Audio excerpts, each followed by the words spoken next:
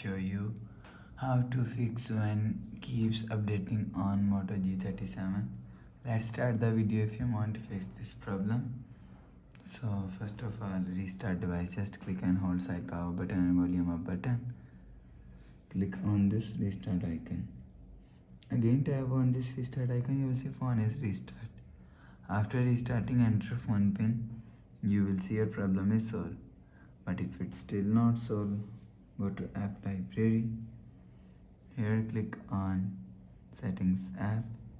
Now in setting, scroll down and click on system and update.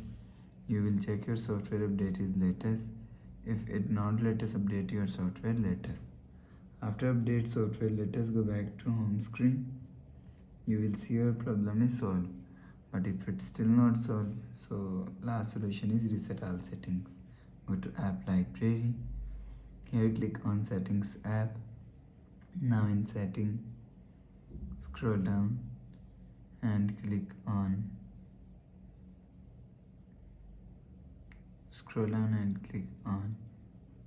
system and click on reset option. Click on reset all settings. Enter phone pin. Click on this icon. You will see your problem is solved. So please subscribe for more new latest videos. Thanks for watching.